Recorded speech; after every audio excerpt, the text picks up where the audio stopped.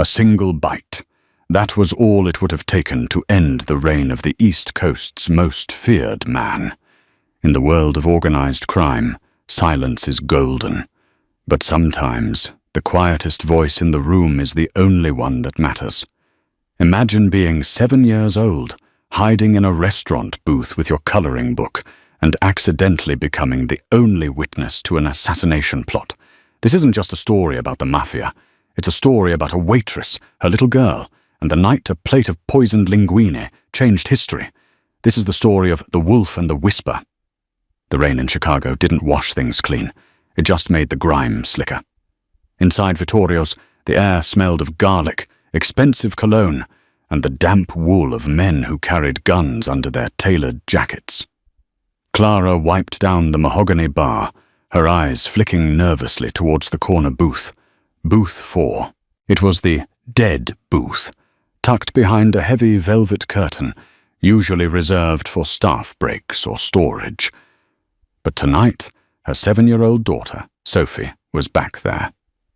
"Mummy, I'm bored," Sophie had whined an hour ago. "I know, baby. Just one more hour.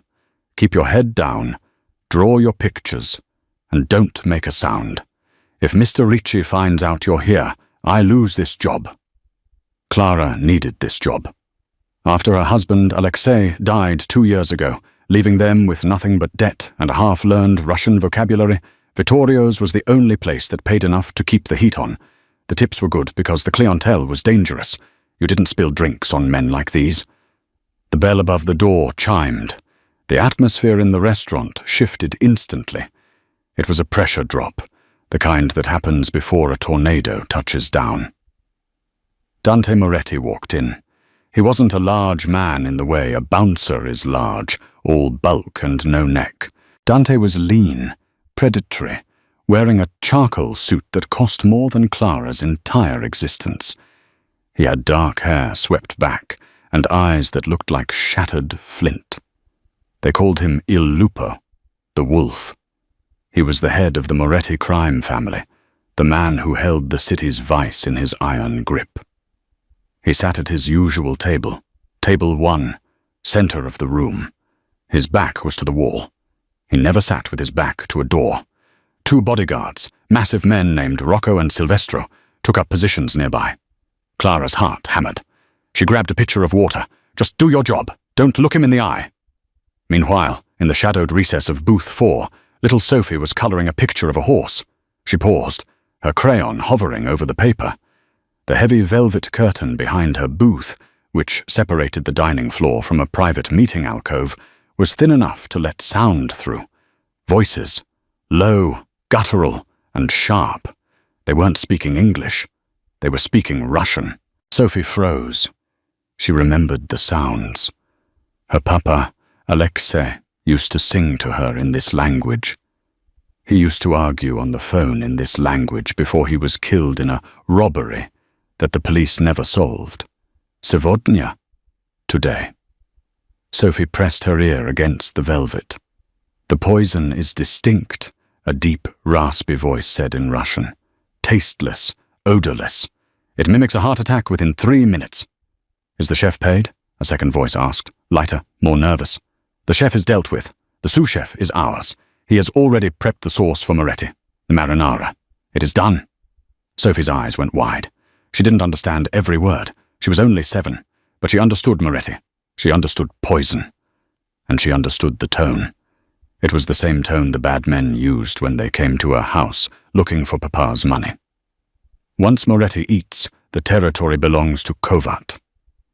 "No mistakes, Dmitri." Sophie trembled. She peeked through the slit in the curtain. She saw the back of a waiter. Not the nice old Luigi, but a new man. Someone with a scar on his neck. He was carrying a steaming plate of linguine marinara. He was walking toward table 1, toward the man in the charcoal suit. Sophie looked at her drawing. She looked at her mother, who was busy pouring wine at a distant table. If she moved, she'd get in trouble. Mummy would lose her job. Mummy said, "Never come out." But the man with the scar was getting closer to the table. The man in the suit looked tired. He tucked a napkin into his collar. Sophie remembered her papa telling her, "Brave girls do what is right, even when they are shaking." She dropped her crayon. Dante Moretti picked up his fork. It had been a long week. A shipment seized at the docks, a rat in his organization he couldn't identify, and now this dinner. He just wanted to eat and go home to his empty, echoing mansion. He swirled the pasta, the red sauce glistening under the chandelier lights. The aroma was rich, acidic tomatoes and fresh basil. He lifted the fork to his lips. "No!" The scream was high-pitched and terrified. Dante didn't flinch, but his hand stopped inches from his mouth. His eyes snapped towards the sound. A small blur of pink and denim shot out from the shadows of the back booths. It was a child, a little girl with messy pigtails and a smudge of crayon on her cheek. Rocco and Silvestro, Dante's guards, were moving instantly. Hands went inside jackets. "Stop!" Clara screamed from the bar, dropping a tray of glasses. The crash was deafening. "Sophie, no!" But Sophie didn't stop. She ran straight up to Dante's table. The guards were closing in. "Get back, kid!" Rocco barked, stepping in front of Dante. Sophie ignored the giant man. She looked through the gap between Rocco's arm and his body, locking eyes with Dante. "Don't eat it!" she cried, tears welling up in her large hazel eyes. "Please, mister, don't eat the red noodles!" Dante held up a hand. "Rocco, stand down." Rocco hesitated. "Boss, it's a kid. Could be a distraction." "Stand down," Dante repeated, his voice dangerously calm. He lowered his fork but didn't put it down. He looked at the child. She was shaking like a leaf in a storm. Clara rushed over, her face pale as a sheet. She grabbed Sophie's shoulders, pulling her back. "I am so sorry, Mr. Moretti. I am so sorry. She's my daughter. She knows she's not supposed to be here. Please forgive us. We're leaving right now." Clara was trembling. She knew who Dante was.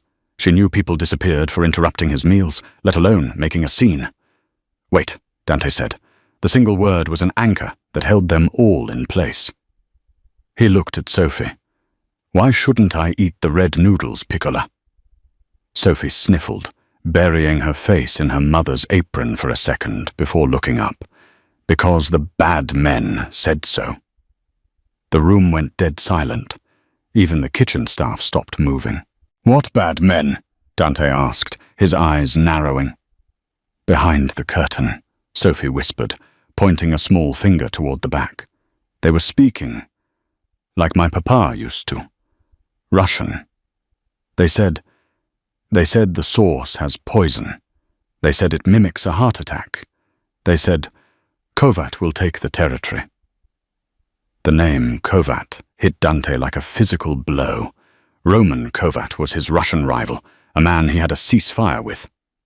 Dante's face turned into a mask of stone. He slowly placed the fork down on the plate. He looked at Clara. "Is this true? Does she speak Russian?" "Her father, my late husband, was Russian," Clara stammered. "She understands some. Please, she's just a child. Maybe she imagined—" Dante stood up. He picked up the plate of pasta. He walked toward the kitchen doors, his guards trailing him. The restaurant manager, a sweating man named Giovanni, ran over. "Mr. Moretti, is everything all right?" "Bring me the sous chef," Dante said. "The new one." The new one? Marco? Bring him, now." 2 minutes later, a young man was dragged out of the kitchen by Silvestro. He looked terrified. "Eat it," Dante said, holding the plate out to the man. Sir? "The pasta. It's excellent. I want you to taste your creation. Eat it." The sous-chef's face went grey. I'm not hungry, sir. I just ate." "I insist," Dante said, his voice dropping an octave. Rocco unholstered his gun, keeping it low by his side. The sous-chef looked at the plate, then at the door. He bolted. He didn't make it 3 steps before Silvestro tackled him into a table of appetizers. Dante looked back at the table where the little girl and her mother were huddled. He walked over to them, ignoring the chaos of the struggling chef behind him. He knelt down, ruining the crease in his trousers, so he was eye level with Sophie. "You speak Russian?" he asked softly. Sophie nodded. "You saved my life tonight, Sophie," Dante said. He reached into his pocket and pulled out a gold coin, an old heirloom he rubbed for luck. He pressed it into her small hand. Then he looked up at Clara. The intensity of his gaze made Clara's breath hitch. He wasn't looking at her like a waitress.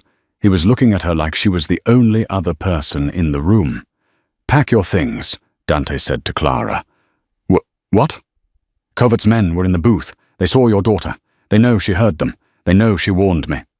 Dante stood up, buttoning his jacket. "If you go home tonight, you will both be dead by morning." Clara felt the room spin. No, I just want to go home."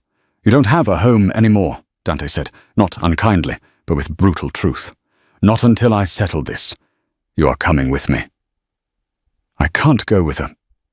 "With you," Clara whispered, pulling Sophie tighter. Dante stepped closer. He smelled of rain and gunpowder. "Clara, look at me. I am a bad man. I have done terrible things. But I pay my debts. Your daughter saved my life. I will not let anyone harm a hair on her head. You come with me, or you die in your apartment tonight. Choose." Clara looked down at Sophie. Sophie was clutching the gold coin, her eyes wide with trust as she looked at the scary man who had knelt for her. "Okay," Clara whispered. "Okay." The ride to the safe house was a blur of neon city lights and rain-streaked windows. They were in the back of a heavily armored SUV. Sophie had fallen asleep almost instantly, the adrenaline crash knocking her out, her head resting on Dante's expensive suit jacket, which he had taken off and draped over her like a blanket. Clara sat on the opposite side, stiff as a board. She watched Dante. He was on his phone, speaking in rapid-fire Italian, barking orders. "Clean it up. Find the leak. Get the doctor." He hung up and rubbed his temples. For a moment the mask slipped and he looked exhausted. Then he caught Clara, staring, and the steel wall slammed back up. "We are going to a penthouse in the city," Dante said. "It is secure. My men will be at the doors. No one gets in." "For how long?" Clara asked, her voice trembling. "As long as it takes to find Covert and burn his organization to the ground. And then I give you enough money to start a new life anywhere in the world. Paris, London, you name it." Clara looked out the window. "I don't want your money. I just want my daughter to be safe. Money is safety in my world, Clara." They arrived at a private underground garage. An elevator took them up 40 stories. The penthouse was breathtaking. Floor-to-ceiling windows overlooking the Chicago skyline, modern art, white leather furniture. It was cold, impersonal, and expensive. "The guest wing is to the right," Dante said. "Rocco will be outside your door. If you need anything, food, clothes, toys for the girl, tell him."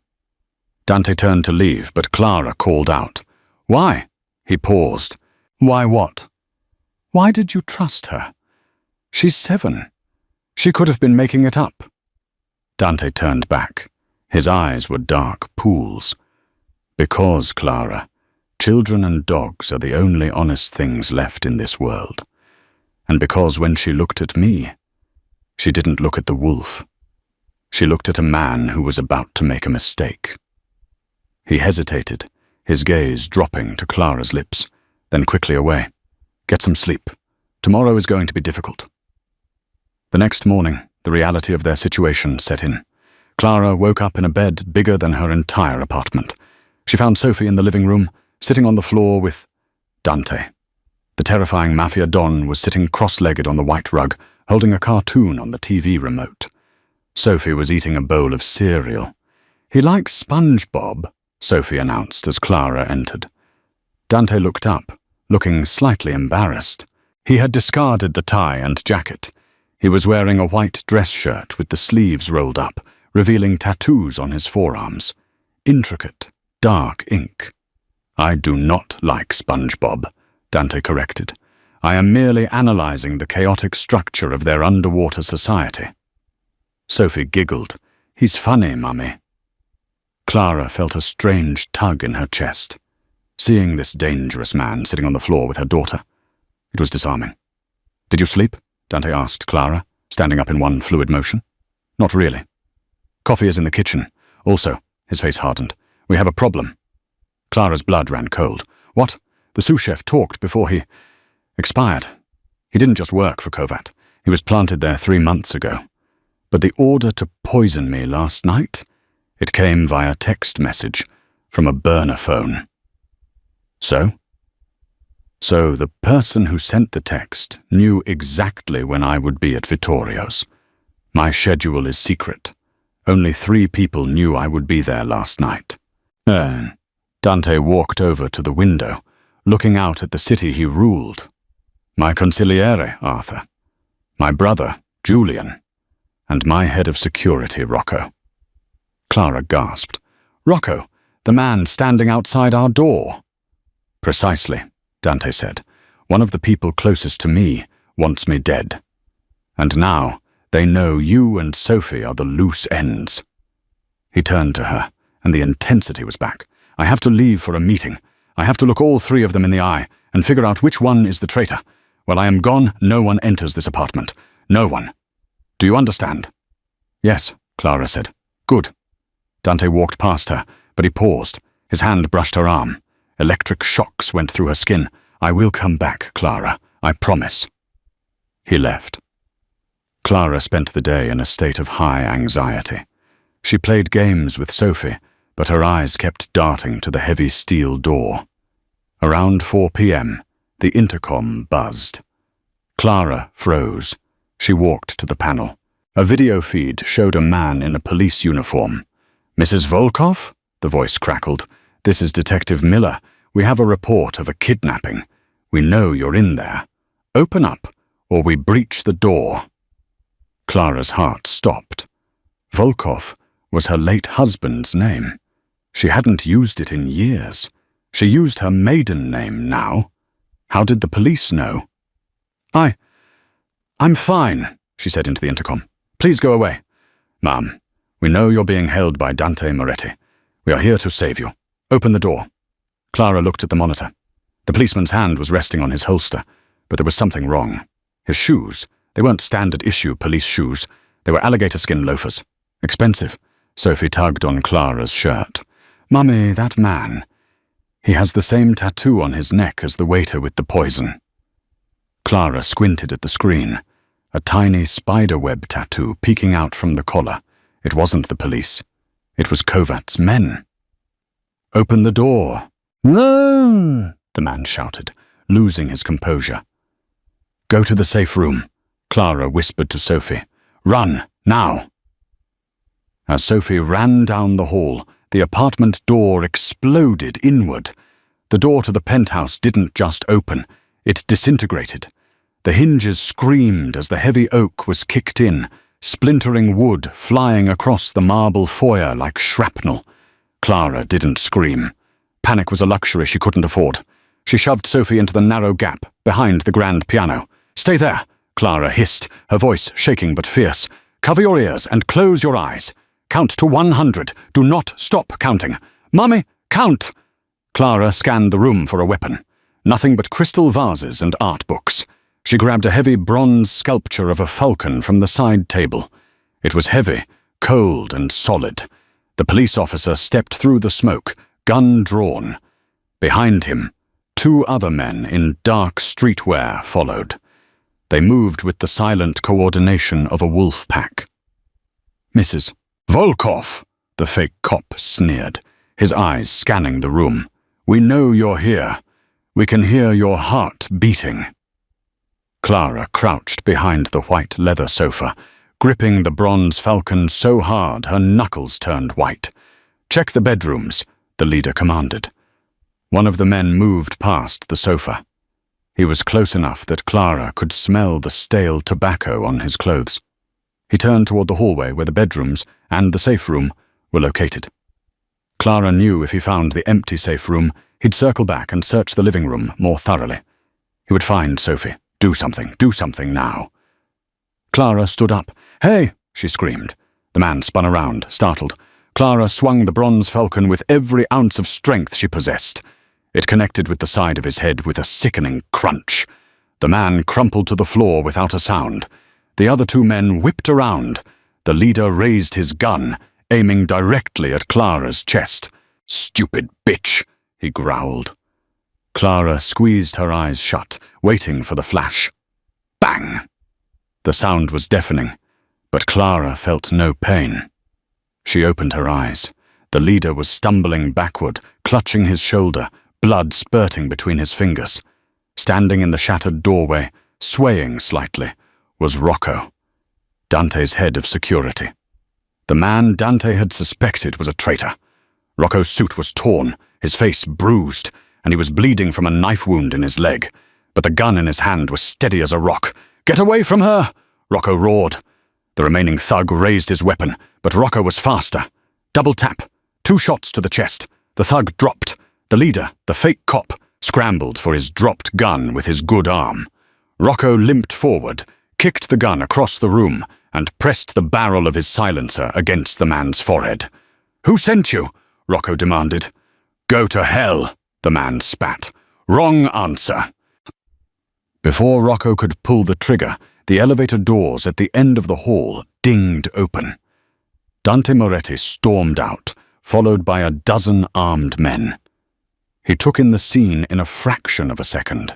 The shattered door, the bodies, Rocco bleeding but standing guard, and Clara trembling behind the sofa with a bloody statue in her hands.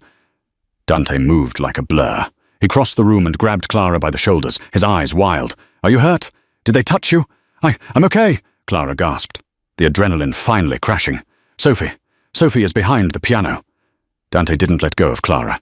He looked at Rocco. "I thought you were the leak," Dante said, his voice raw. Rocco holstered his gun, grimacing in pain. "I know, boss. I saw the text messages on your phone while you were in the shower. I knew someone was setting me up. I stayed behind to watch the perimeter myself. Caught these 3 trying to hack the service elevator." Dante nodded slowly. "You took a bullet for them. They're under your protection, boss. That means they're under mine." Dante turned back to Clara. He pulled her into his chest, burying his face in her hair. For a brief moment, he wasn't a Don. He was a terrified man. His heart hammered against her cheek, fast and hard. "I am sorry," he whispered into her hair. "I am so sorry I left you." A small voice piped up from the corner. 39, 40, 41. Dante pulled away from Clara and rushed to the piano. He knelt down and pulled Sophie out. She was squeezing her eyes shut, hands over her ears, still counting. "Sophie," Dante said gently, "it's over. You can stop counting." Sophie opened her eyes. She saw the wrecked room, the bad men on the floor, and Dante. She didn't cry. She just reached out and touched Dante's face. "You came back," she said. "I always come back," Dante vowed. He picked her up effortlessly. He turned to his men. "Clean this up. Get the doctor for Rocco, and get the car. We are burning this place." "Where are we going?" Clara asked, stepping over the debris. Dante's eyes were cold, hard flint again. "To the only place where I can control every variable, the Blackwood estate." He looked at the bleeding intruder Rocco had pinned. "Bring him," Dante ordered his men. "He is going to tell us who opened the door." The Blackwood estate was a fortress disguised as a mansion. Located 3 hours north of Chicago, it sat on a cliff overlooking a dark, churning lake. It was surrounded by 10-foot walls and dense forest. It was where the Moretti family went to hide, or to go to war. The storm had followed them from the city. Rain lashed against the ancient stone walls as the convoy pulled into the driveway. Inside, the house was warm, filled with the scent of old wood and beeswax. A fire was already roaring in the massive stone hearth of the great hall. Dante hadn't let Clara out of his sight since the attack. He walked her to a guest suite that looked like it belonged to a princess, with a 4-poster bed and a balcony overlooking the stormy lake. "Rest," Dante said. "The house is fully staffed with people I trust with my life. Rocco is being treated in the infirmary wing. No one gets within 5 miles of this place without me knowing." "Dante," Clara said, stopping him at the door. "Thank you." Dante looked at her, his expression unreadable. "Do not thank me for cleaning up a mess I created. If you had never met me, you would be safe in your apartment right now." "If I had never met you, you would be dead," Clara countered. "You ate the pasta." A ghost of a smile touched Dante's lips. "Touché." That night, the house was quiet. Sophie was asleep in the room next to Clara's, guarded by a massive Rottweiler named Brutus that Dante had introduced to her. Sophie had instantly fallen in love with the dog, and Brutus seemed to understand his job was to guard the little girl. Clara couldn't sleep. The image of the man raising his gun at her kept playing on a loop. She put on a silk robe she found in the closet and wandered down to the kitchen to find some water. She found Dante instead. He was sitting at the kitchen island, a bottle of dark red wine open in front of him. He was in his shirt sleeves, staring at a map spread out on the granite. He looked weary. The weight of the crown was crushing him. "You should be sleeping," he said without looking up. "So should you," Clara replied, walking over. She looked at the map. It was a map of Chicago, marked with red X's. "What are those?" "Territories," Dante said, rubbing his eyes. "Kovat is moving fast. He thinks I'm weak because I ran. He's taking over the docks, the warehouses. If I don't strike back soon, there will be nothing left to defend." "But you don't know who the traitor is," Clara said, pouring herself a glass of water. "Rocco is innocent. That leaves my brother Julian, or my advisor, Arthur," Dante finished. He took a long drink of wine. "Julian is my blood. Arthur raised me after my father died. Choosing between them is impossible." Clara sat on the stool next to him. The kitchen was dimly lit, intimate. The storm outside made the silence inside feel heavier. "Tell me about them," Clara said. Dante looked at her. For the first time, he really saw her. Not as a waitress, not as a victim, but as a woman who stood her ground. "Arthur is a calculator, cold, logic-driven. He thinks I'm too emotional to lead. He wanted me to make a deal with Kovat years ago. And Julian," Dante sighed. "Julian is wild, jealous. He always thought he should be the Don, but he has a gambling problem. I've paid his debts 12 times. He owes people money. Desperate people." "Desperate people do desperate things," Clara murmured. Dante turned his stool so he was facing her. His knees brushed against hers. The contact sent a jolt of heat through her. "And you, Clara? Who was Alexei?" Clara looked down at her water glass. "He was a driver for the Russian mob. I didn't know at first. He was charming, funny. By the time I found out, I was pregnant with Sophie. He wanted to get out. He stole money from Kovat to buy our freedom. They found him." Dante reached out and covered her hand with his. His skin was rough, warm, and electric. "He was a brave man to try to leave." "He was a fool," Clara said, a tear slipping down her cheek. "He got himself killed and left us alone." "You are not alone now," Dante said fiercely. He leaned in. The air between them crackled. Clara's breath caught in her throat. She looked at his lips, then up to his dark, intense eyes. He smelled of wine and rain. "Clara," he whispered, "I cannot promise you a happy ending. My life is violence.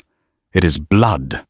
"I'm not asking for a fairy tale," Clara whispered back. "I'm just asking for you." "None." Dante closed the distance.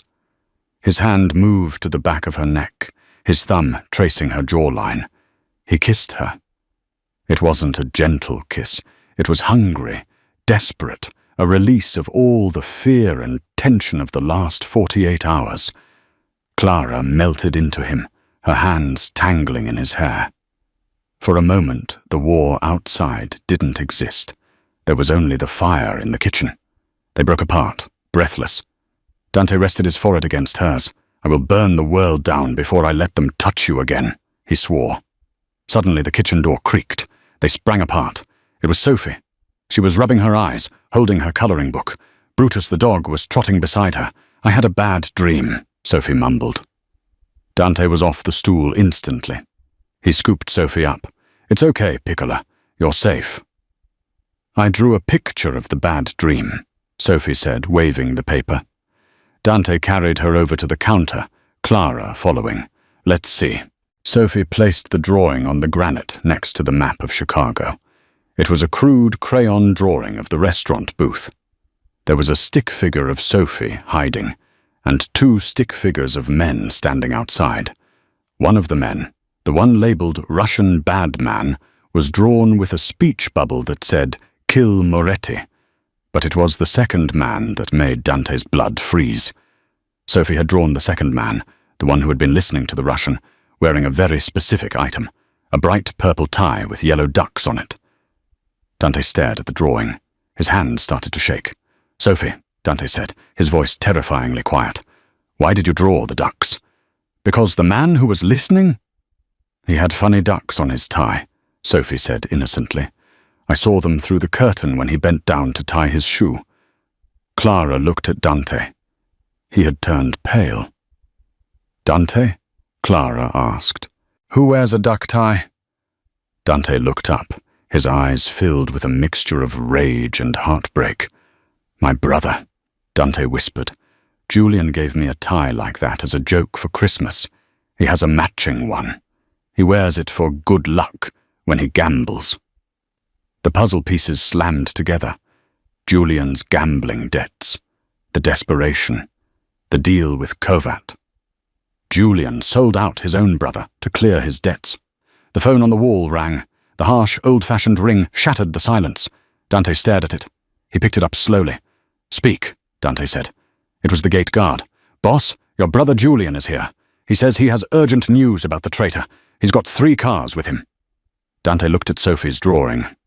Then he looked at Clara. "Let him in," Dante said into the phone. "Open the gates." He hung up. "Dante?" Clara asked, terrified by the look in his eyes. "Take Sophie to the wine cellar," Dante ordered. He walked over to a hidden panel in the kitchen cabinetry and pulled out a shotgun. "Lock the door from the inside. Do not open it unless you hear my voice." "What are you going to do?" Dante pumped the shotgun. The sound was the punctuation mark to the end of his brother's life. "I'm going to welcome my brother home." The heavy oak doors of the Blackwood estate groaned open. The storm outside was a raging beast, tossing rain into the foyer like handfuls of diamonds. Julian Moretti walked in, shaking a wet umbrella. He looked like Dante, but softer around the edges. Where Dante was granite, Julian was sandstone, easier to erode. He was wearing a long trench coat, and behind him, 6 men in heavy tactical gear fanned out into the room. "Dante!" Julian called out, feigning relief. "Thank God! We heard about the penthouse. I came as soon as I could." Dante stood by the massive fireplace, the flames casting long, dancing shadows across his face. He held a crystal tumbler of scotch in one hand. The shotgun was nowhere in sight, hidden behind the high-backed velvet armchair. "Julian," Dante said, his voice terrifyingly steady, "you brought an army." "Security, brother," Julian said, walking closer. "Covat is moving on everything. We need to get you out of the country tonight. I have a plane waiting at the private airstrip." "A plane to where?" Dante asked, taking a sip of the amber liquid. "Or is it a one-way trip to the bottom of the lake?" Julian froze. His smile faltered. "What are you talking about? I'm here to save you." Dante reached into his pocket and pulled out the crumpled piece of paper, Sophie's drawing. He tossed it onto the coffee table between them. "A little bird told me a story tonight," Dante said. "Or rather, a little girl. She drew a picture of the man who organized the hit at Vittorio's. She distinctly remembered his tie. Purple, with yellow ducks." Julian looked down at the drawing. He looked at the crude stick figure. His hand instinctively went to his throat. He wasn't wearing the tie now, but the color drained from his face. "It's a drawing, Dante. It's a child's scribbles," Julian stammered, but his eyes were darting around the room, signaling his men. "She saw you, Julian," Dante roared, shattering the glass against the hearth. The sound was like a gunshot. "You were there. You watched them poison my food. You stood there and waited for your own brother to die so you could clear your gambling debts with Covat." The mask fell. Julian's face twisted into an ugly sneer of resentment. "You think this is just about money?" Julian spat. "Dad always loved you more. The crew respects you. I'm just Dante's screw-up, brother. I'm the spare. Kovat offered me the city, Dante. He offered me the throne. He offered you a leash," Dante yelled. "Kill him!" Julian screamed to his men. The room exploded into chaos. Dante dove behind the heavy armchair just as the room filled with the deafening rattle of automatic gunfire. Upholstery shredded into clouds of white stuffing. Vases shattered. Dante grabbed the shotgun he had stashed. He rolled out from cover, staying low. Boom! The first shot caught the nearest mercenary in the chest, sending him flying back into the rain-soaked foyer. Dante racked the slide. Click-clack! Boom! The second man went down, but there were 4 left, plus Julian. Bullets chewed up the floorboards around Dante's feet. He was pinned down. Down in the wine cellar, Clara held Sophie tight. The sound of gunfire above them was muffled but unmistakable. Dust trickled down from the ceiling beams. "Is it thunder?" Sophie whispered, burying her face in Brutus the dog's fur. "Yes, baby," Clara lied, tears streaming down her face. "Just thunder." Back in the Great Hall, Dante was out of ammo. He discarded the shotgun and drew his sidearm, a customized Beretta. He moved with the precision of a predator, using the shadows of the mansion he grew up in. He knew every creak of the floorboards, every angle of the mirrors. He flanked them. He shot one man from the reflection in a hallway mirror. He tackled another, engaging in a brutal hand-to-hand struggle that ended with Dante snapping the man's neck. Silence fell over the hall. Heavy, smoky silence. "Come out, Dante!" Julian's voice echoed from the balcony above. "Stop delaying the inevitable." Dante looked up. Julian was on the second-floor landing, holding a grenade. "You're insane," Dante called out. "You'll bring the whole house down on us. Better dead than second best." Julian pulled the pin, but before he could throw it, a shadow moved on the balcony behind him. It was Rocco. The injured head of security had dragged himself out of the infirmary, leaving a trail of blood on the carpet. He was pale as death, clutching his side, but he raised his gun. "For the family, Julian," Rocco wheezed. Bang! The bullet struck Julian in the shoulder. He screamed, dropping the grenade. It bounced near his feet. Julian stared at it in horror. He scrambled to kick it away, but he stumbled. The explosion blew out the stained glass windows of the upper landing. The shockwave knocked Dante flat on his back. Debris rained down, wood, glass, and plaster. When the dust settled, Dante coughed, waving the smoke away. He stood up, his ears ringing. He climbed the shattered staircase. Julian was lying in the rubble. He was broken, bleeding, his breathing shallow. The explosion had thrown him clear of the worst of it, but he was dying. Dante knelt beside him.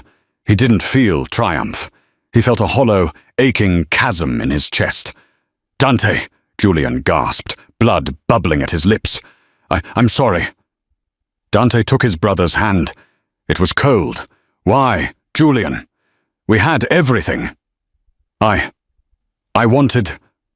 Julian's eyes glazed over. He looked past Dante, at something only dying men see. Ducti was lucky. Julian exhaled one last time and went still. Dante sat there for a long moment, holding his dead brother's hand while the rain blew in through the shattered wall. He closed Julian's eyes.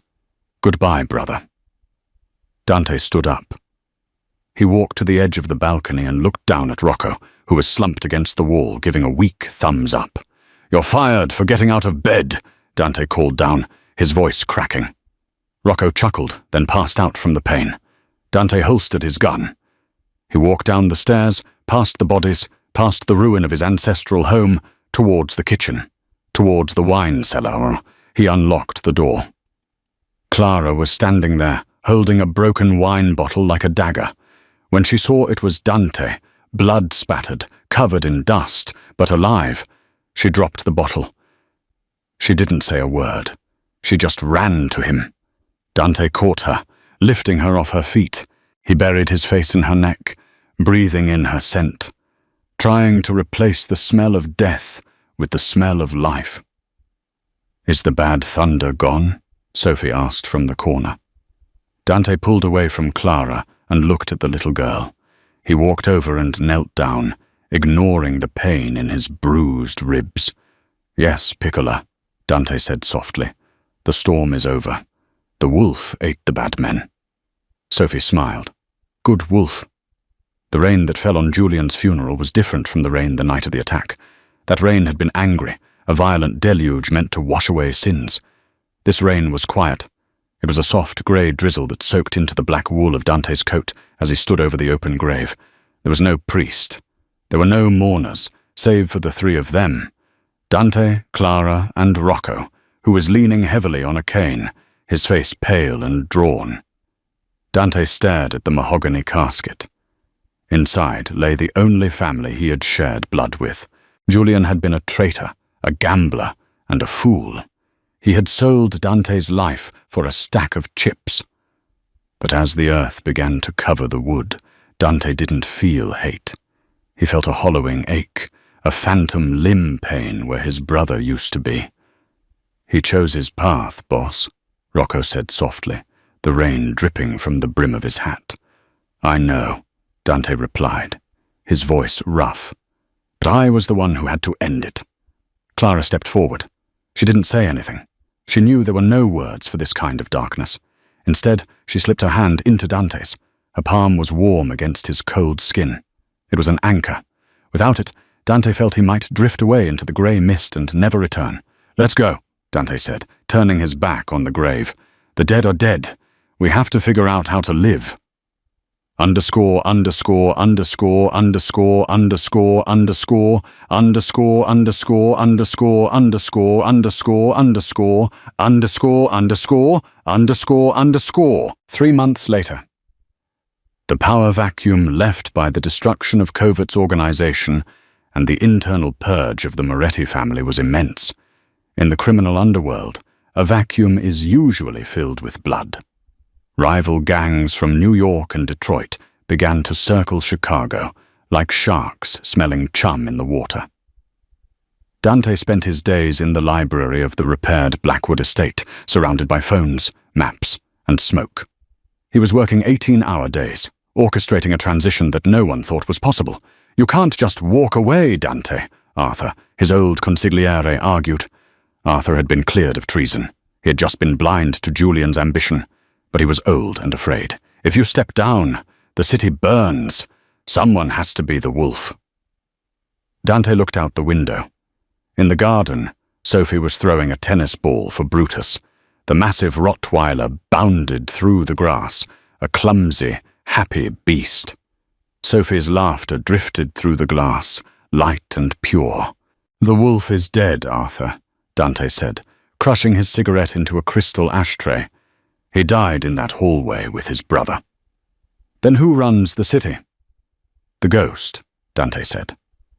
"And the ghost is you, Arthur, with Rocco as your hammer." Arthur blinked, stunned. "Me? I'm transferring the operations to you. The casinos, the unions, the shipping. You run it. You keep the peace. But you do it quietly. No more wars. If anyone steps out of line, Rocco handles it." "And you?" Arthur asked. "What does Dante Moretti do?" Dante turned back to the window, watching Clara walk into the garden with a tray of lemonade. She kissed the top of Sophie's head. "Dante Moretti is going to retire," he said. "He's going into the food business. Underscore, underscore, underscore, underscore, underscore, underscore, underscore, underscore, underscore, underscore, underscore, underscore, underscore, underscore, underscore, underscore." The birth of Sophia's. The building was a wreck when they bought it. It was an old, boarded-up warehouse in the heart of Little Italy, smelling of mildew and neglect. "It's perfect," Clara declared, standing in the center of the dusty floor, hands on her hips. Dante looked at a dangling electrical wire. "It's a disaster.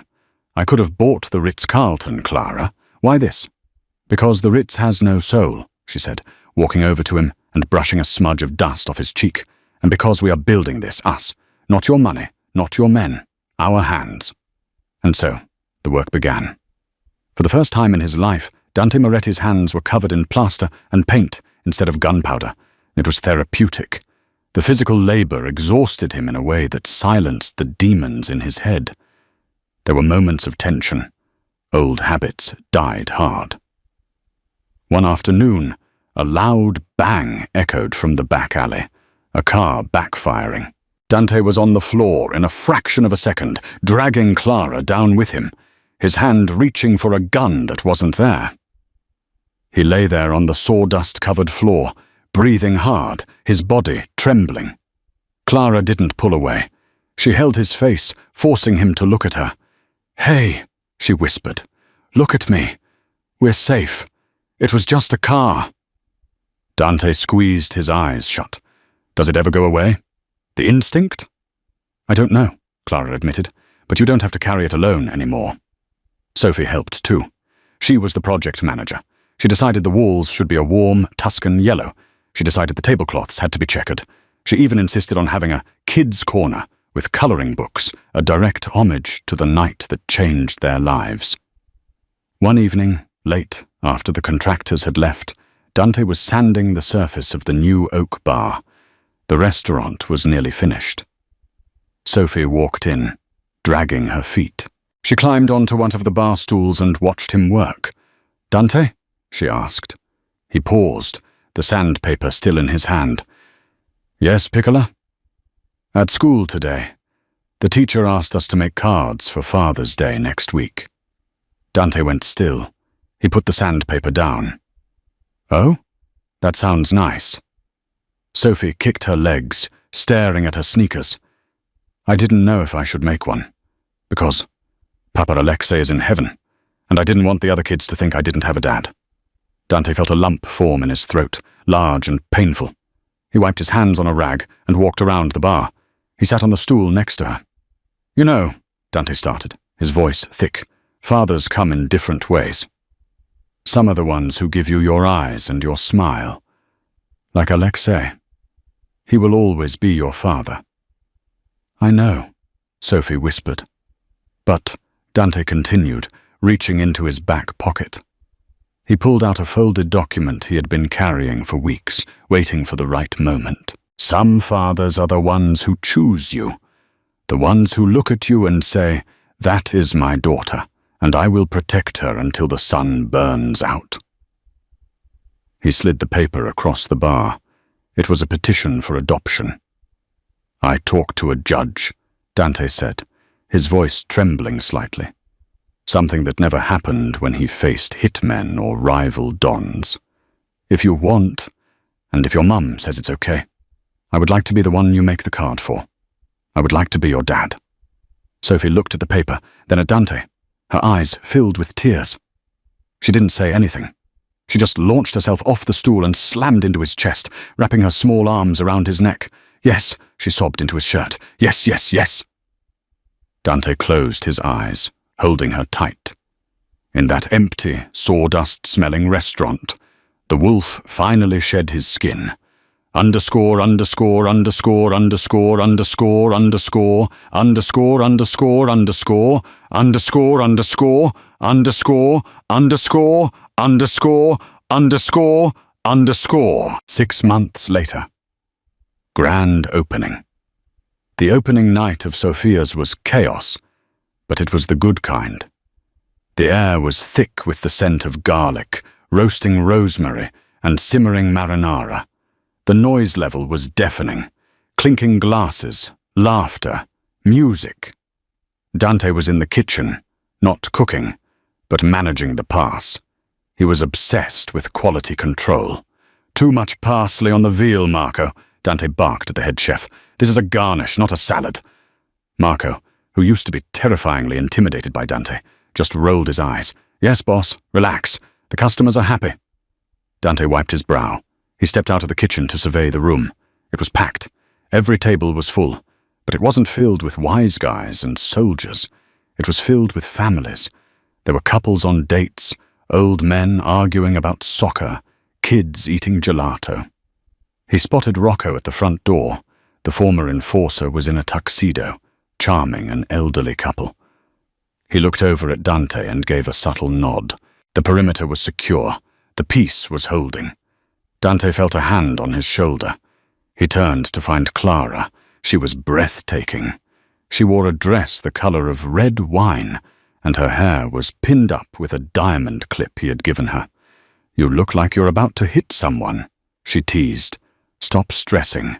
The food is amazing." "I just want it to be perfect," Dante muttered. "It is perfect," she said. "Look." She pointed to booth 4, the symbolic heart of the restaurant. Sophie was there, surrounded by 3 other kids from her school. They were eating pizza and coloring furiously. Sophie was laughing, her head thrown back, completely carefree. There was no fear in her eyes, no shadows. "She's happy," Dante said, the tension finally leaving his shoulders. "We all are," Clara said. She took his hand. "Come with me. I have a surprise." She led him through the crowded dining room, past the cheering tables, to the small vestibule near the entrance. "I told you I had something framed," she said. Hanging on the wall, in an ornate gold leaf frame that probably cost more than the stove in the kitchen, was Sophie's drawing. The crayon lines were wobbly. The perspective was off. But there they were. The tall stick figure with the angry eyebrows, Dante, the woman with the bright dress, Clara, and the little girl holding a flower, and beside them, the black blob of a dog. Underneath, in bold, childish letters, the wolf pack. Dante stared at it. He felt tears prick the corners of his eyes. He, the man who had stared down death 100 times without blinking, was undone by a crayon drawing. "It's the most expensive piece of art I own," Dante choked out. "It's better than the Van Gogh you have in storage," Clara agreed. Dante turned to her. The noise of the restaurant seemed to fade away. It was just them. "Clara," he said, "I never asked you properly. With everything that happened, the funeral, the business, the move, I never asked." "Asked what?" Clara smiled, though her eyes danced with anticipation. Dante got down on one knee. A hush rippled through the nearby tables. People stopped eating. Rocco paused at the door, a wide grin spreading across his scarred face. Dante reached into his pocket and pulled out a ring. It wasn't a gaudy, Mafia-style rock. It was an antique, delicate and timeless, with a sapphire as deep as the ocean. "I am a man with a dark past," Dante said, his voice carrying through the room. "I have many regrets, but walking into Vittorio's that rainy Tuesday is not one of them. You and Sophie, you saved me. You gave me a reason to put the sword down." Clara put a hand to her mouth, tears streaming freely now. "Clara Volkov," Dante said. "Will you make me the luckiest ex-gangster in Chicago? Will you marry me?" "Yes," Clara cried out. "Yes, Dante." He slid the ring onto her finger and stood up, pulling her into a searing kiss. The restaurant erupted. Applause thundered off the walls. Whistles and cheers filled the air. Sophie saw what was happening and ran over, squeezing between them. Dante laughed and scooped her up with one arm, keeping the other around Clara. They stood there, the 3 of them, framed against the warm light of the restaurant. Outside, the Chicago night was dark. The wind howled through the alleys, and somewhere in the distance, sirens wailed, a reminder that the city was still a dangerous place. But inside Sophia's, it was warm. The wolf had finally come in from the cold. He had traded his territory for a home, his soldiers for a family, and his power for something far more dangerous and far more rewarding: love. And this time, he knew, no one would ever take it away. And that, my friends, is the end of The Wolf and the Whisper. From a terrified little girl, hiding behind a curtain, to a family united by love and a second chance, Dante and Clara's journey proves that it's never too late to change your destiny. It's wild to think that a single plate of pasta and a purple duck tie changed the history of the Chicago underworld, isn't it? I want to know what you think. Did Dante make the right choice handing the empire to Arthur? Do you think the peace will last? Let me know your thoughts in the comments. If this story tugged at your heartstrings, please like the video. It helps the algorithm so much. Subscribe if you haven't already, and turn on that notification bell so you're the first to hear our next dramatic saga. I have a thriller coming up next week that you won't believe. Thanks for listening, stay safe, and remember, sometimes the quietest whisper screams the loudest.